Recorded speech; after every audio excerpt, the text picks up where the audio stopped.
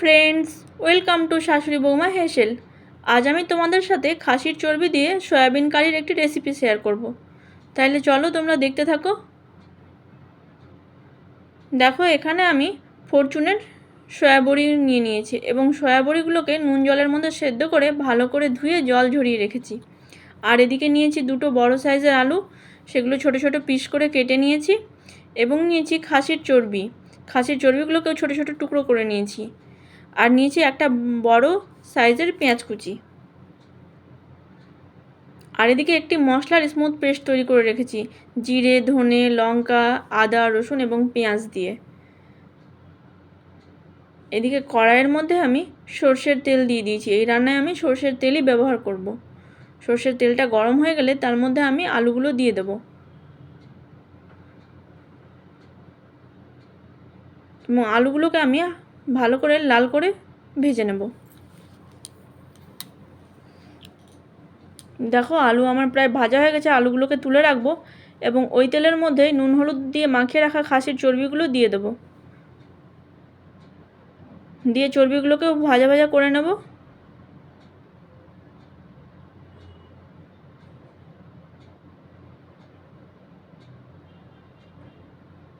দেখো, চর্বি এখানে ভাজা হয়ে গেছে এবং এগুলোকেও তুলে রাখবো। দিয়ে ওই তেলের মধ্যে পেঁয়াজ কুচিটা দিয়ে দেব। পেঁয়াজ কুচিগুলো হালকা লাল করে ভেজে নেব।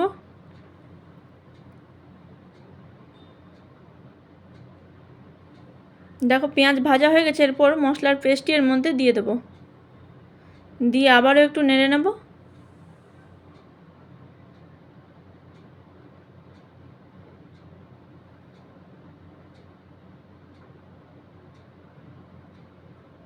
এরপর আমি এর মধ্যে নুন অ্যাড করব। এখানে আমি 1.5 চামচ মতো নুন নিয়েছি।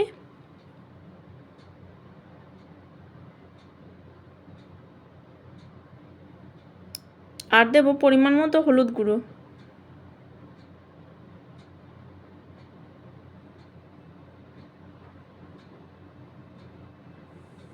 দিয়ে আবারও একটু নেড়ে নেব।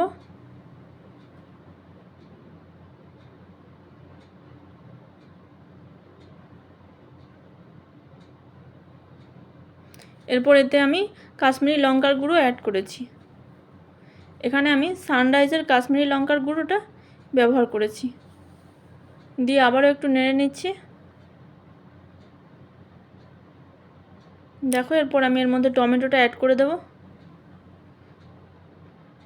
এখানে আমি অর্ধেকটা টমেটো স্লাইস করে কেটে নিয়েছিলাম।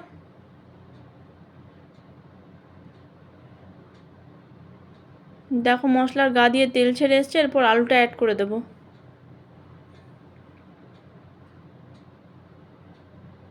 ভালো করে নাড়াচাড়া করে নেব।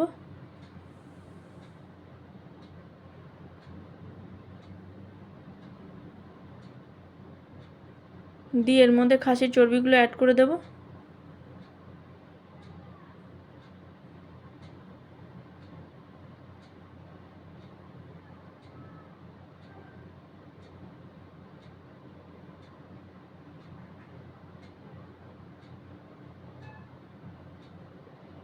দেখো, দিয়ে ভালো করে একটু কষিয়ে নেব।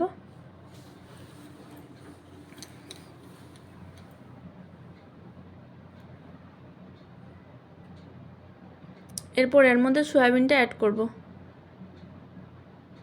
দেখো, সয়াবিনটা দিয়ে দিয়েছি। দিয়ে ভালো করে নাড়াচাড়া করে নেব।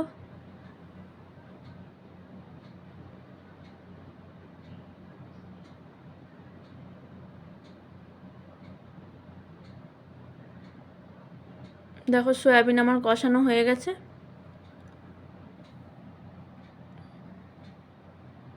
এরপর এতে আমি জল এড করব। এখানে আমি ছোট বাটির 3 বাটি মতো জল নিয়েছি।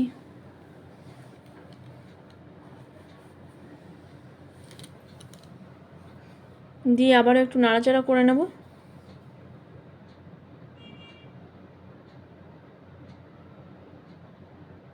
নিয়ে ভালো করে ফুটতে দেব। দেখো কি সুন্দর ফুটছে।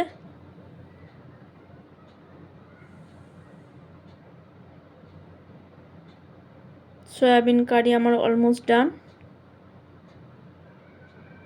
খুব সুন্দর হয়েছিল আমার এই রান্নাটি। তোমরাও এভাবে বাড়িতে তৈরি করে খেয়ে দেখো, খুব ভালো লাগবে। আর হ্যাঁ বন্ধুরা, তোমরা যদি আমার ইউটিউব চ্যানেল থেকে দেখো তাহলে চ্যানেলটি সাবস্ক্রাইব করে দেওয়ার অনুরোধ রইল। আর যদি ফেসবুক থেকে দেখো তাহলে লাইক, কমেন্ট আর শেয়ার করে দেওয়ার অনুরোধ রইল। আজকের মতো এটুকুই, দেখা হচ্ছে আবার পরবর্তী কোনো রেসিপির সাথে। সবাই ভালো থেকো, সুস্থ থেকো আর নিজের খেয়াল রেখো। টাটা।